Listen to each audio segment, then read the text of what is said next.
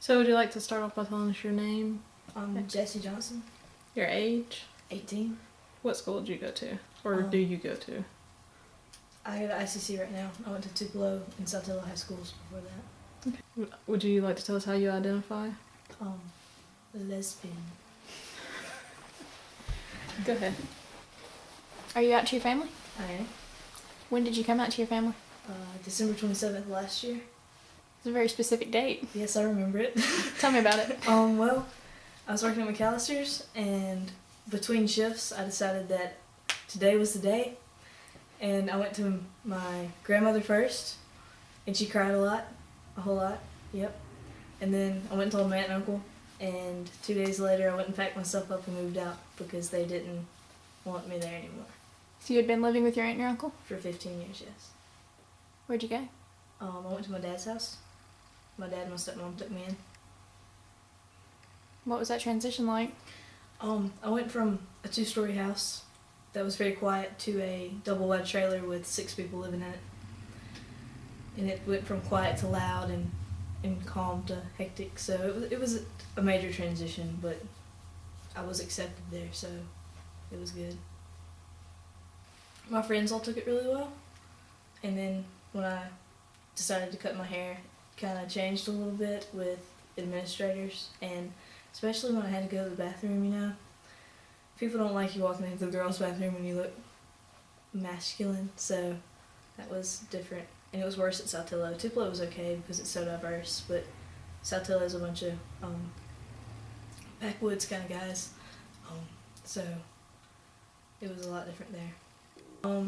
Well, like the bathroom stuff, one time I don't like to go to public bathrooms, but I couldn't help it.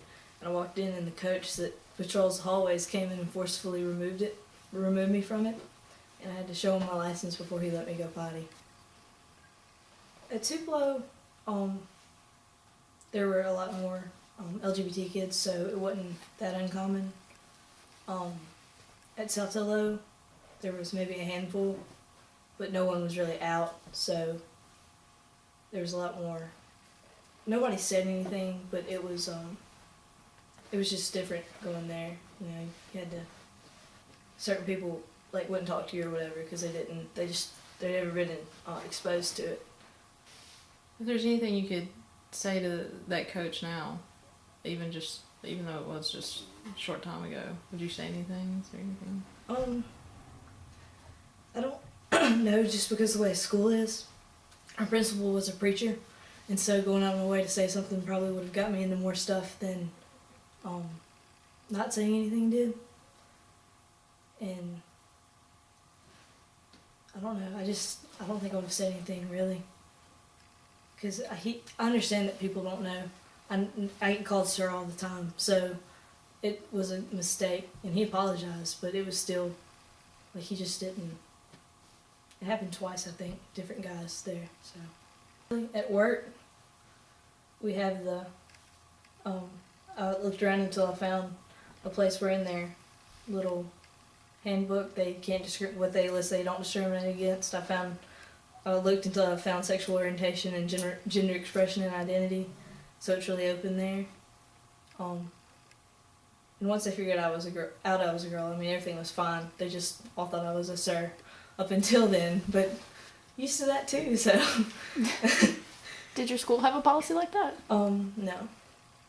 What do you think would happen if somebody tried to start a policy like that? Well, I don't know. When I was at Saltillo, I was actually working on starting a GSA, and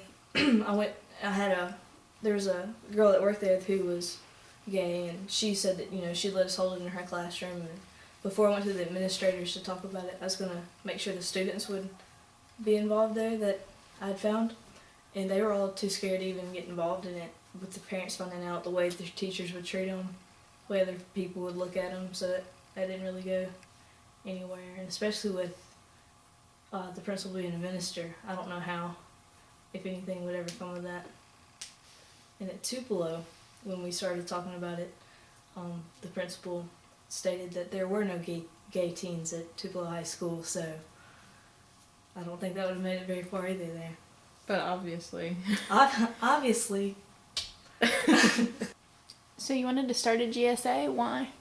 Because I knew that the kids there didn't really have any place to go with them being so unaware of things because they've never been really exposed to it there, and want to have some place they can go and talk about it to somebody who has been there and experienced things that they've experienced, and to make them feel more comfortable and safe in who they are.